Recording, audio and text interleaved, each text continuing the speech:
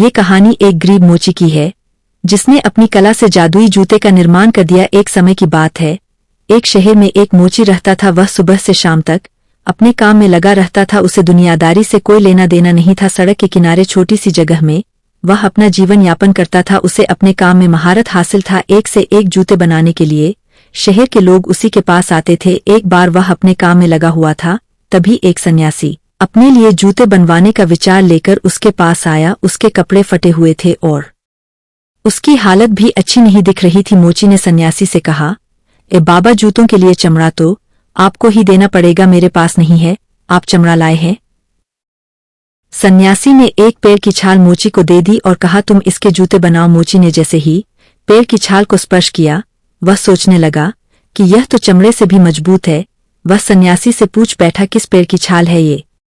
लेकिन सन्यासी ने उसकी बात का कोई जवाब नहीं दिया और मुस्कुराते हुए कहा, मुझे शीघ्र निकलना है, तुम अपना काम प्रारंभ करो।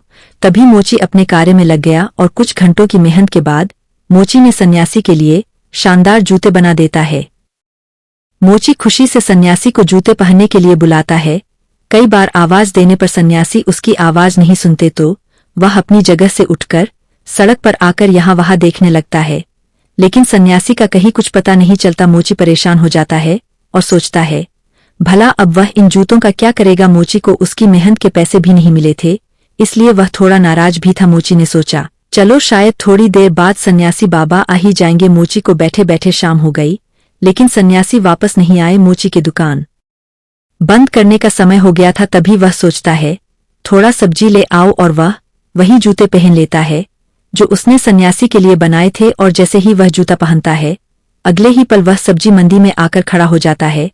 जहां आने की बात वह मन में सोच रहा था, मोची बाजार के बीच में पागलों की तरह बर्ताव करता है, क्योंकि उसे यह बात बहुत अजीब लग रही थी कि वह इतनी जल्दी यहाँ कैसे पहुंचा। वह सोचता है कि उसे तो सड़क के किनारे होना चाहिए, और अगले ही पल वह सड़क के किनारे खड़ा नजर आता है। अब मोची का दिमाग चलना शुरू हो जाता है। उसे समझ में आना लगता है, ये जूतों का ही कमाल है, जिसकी वजह से वह पलक झपकते ही कहीं भी पहुंच पा रहा था। इस बात को साफ करने के लिए वह कई जगह मन में सोचता है और एक एक करके हर जगह पल भर में ही पहुंच जाता है। उसकी खुशी का कोई ठिकाना नहीं था, मानो उसने जीवन में सब कुछ पा लिया था। तभी मोची इच्छा करता है कि वह खूबसूरत घर में पहुंच जाए, और वह जूतों के चमत्कार से पलक झपकते ही वहां पहुंच जाता है।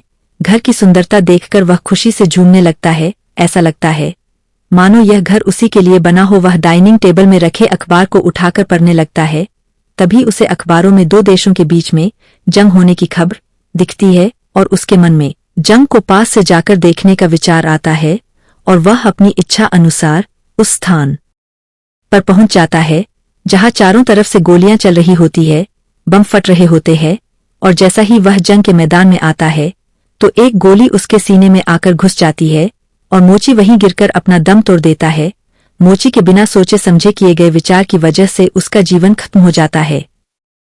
अगर आपको ये कहानी पसंद आए तो प्लीज लाइक, शेयर और सब्सक्राइब जरूर करें।